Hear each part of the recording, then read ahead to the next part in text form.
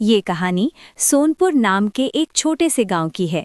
Mummy जी जल्दी चलो ना, आपकी वजह से रोज मुझे मंदिर जाने में देर हो जाती है, जबकि घर के सारे काम भी मुझे ही करने होते हैं।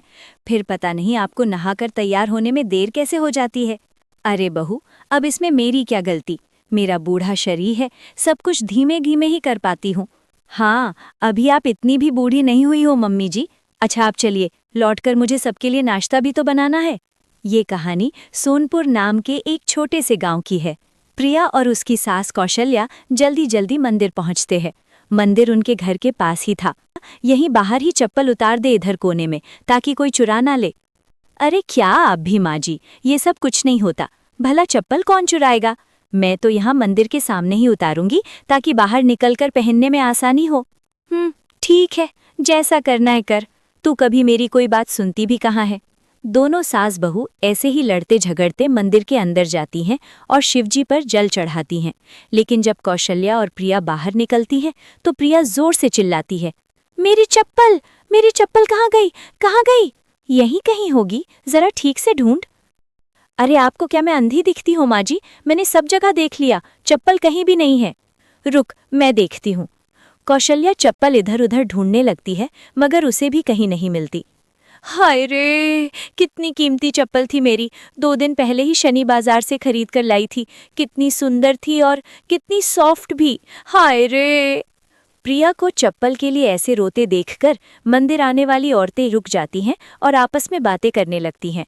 हे भगवान, प्रिया अब ऐसे चप्पल के लिए रोना बंद कर, देख सब औरतें हमें ही देख रही हैं।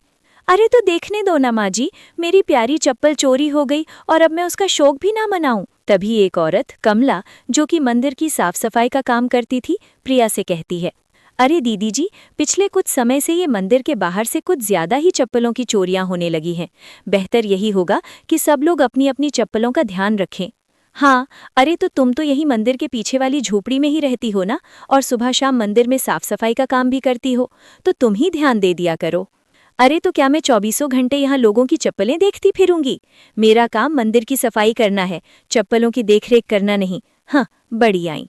इतना कहकर कमला वहां से गुस्से में चली जाती है और प्रिया और कौशल्या भी घर आ जाती हैं। कितनी बदतमीज औरत थी वो। काम तो मंदिर की सफाई का है, मगर गुस्सा हमेशा नाक पर रहता है उसके। यहाँ मेरी चप्पल चोरी हो गई और आपको उसकी परी है। चलिए, अब आप जल्दी से मुझे 500 रुपये दे दीजिए मम्मी जी।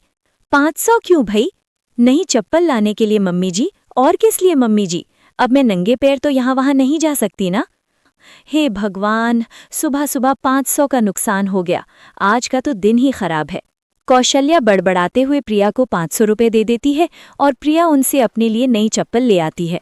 मगर धीरे धीरे मंदिर के बाहर चप्पल चोरी के किस्से बढ़ने ही लगते हैं।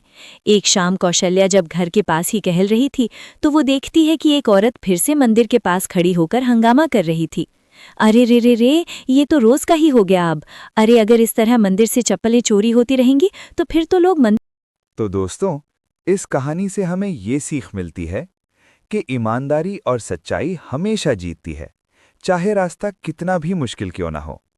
लालच इंसान को अंधा बना देता है, लेकिन सच्चाई उसे सही रास्ता दिखाती है।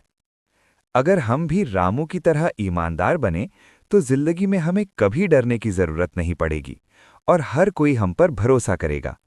तो दोस्तों, आपको हमारी ये कार्टून कहानी कैसी लगी? अगर आपको ये वीडियो पसंद आई हो तो लाइक जरूर करें। कमेंट करके बताएं कि आपको कहानी का कौन सा हिस्सा सबसे अच्छा लगा।